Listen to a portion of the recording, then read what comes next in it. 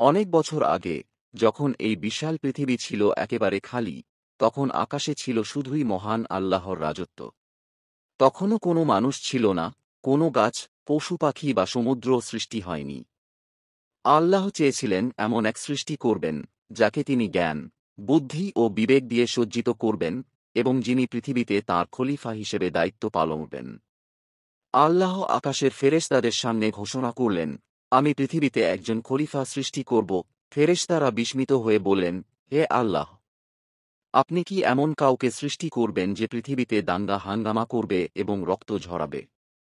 আমরা তো আপনাকে সারাক্ষণ ইবাদত করি, পবিত্রতা ঘোষণা করি। আল্লাহ বললেন, আমি যা জানি, তোমরা তা জানো না।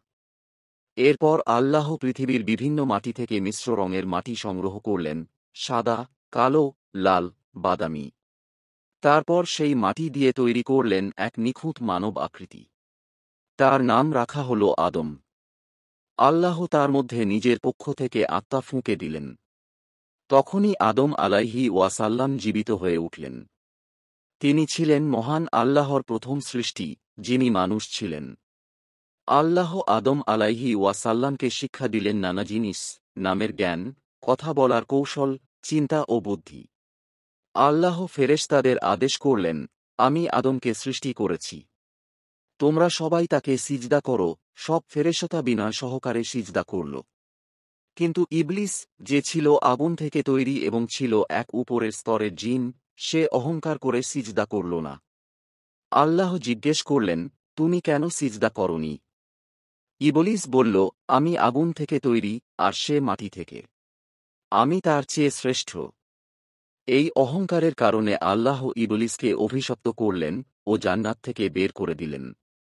ইবলিস প্রতিজ্ঞা করল, আমি আদম ও তার বংশধরদের গোমরাহ করার চেষ্টা করব। আল্লাহ জানতেন, আদম আলাইহি ওয়াসাল্লাম একা। তিনি চান, আদমের একজন সঙ্গী থাকুক।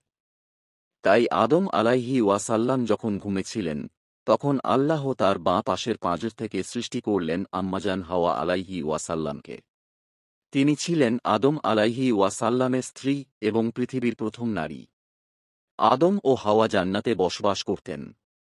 তারা জান্নাতের অসংখ্য নেয়ামত ভোগ করতেন, কিন্তু আল্লাহ বলেছিলেন, তোমরা সব কিছু খেতে পারো, কিন্তু এই একটি গাছের কাছে যেও না, এর ফল খেও না। অতঃপর শয়তান তাদের ধোঁকা দিল।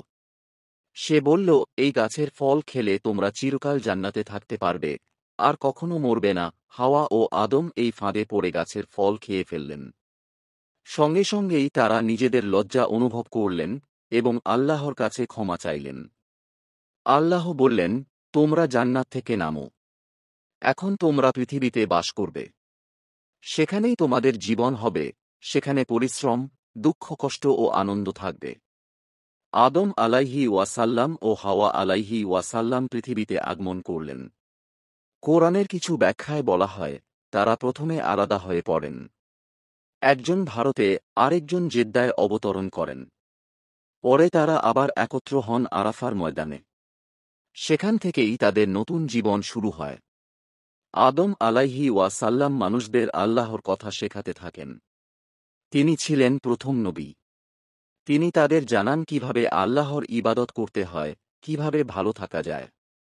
হাওয়া আলাইহি ওয়াসাল্লাম ছিলেন একজন মা, দয়া, মমতা ও ভালোবাসায় ভরা।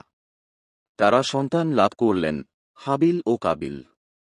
তারপর ধীরে ধীরে মানুষ পৃথিবীতে ছড়িয়ে পড়ে। হযরত আদম ও হাওয়া আমাদের আদিপিতা ও আদিমাতা। তাদের জীবন থেকে আমরা শিক্ষা নিতে পারি কিভাবে আল্লাহর পথে চলতে হয়।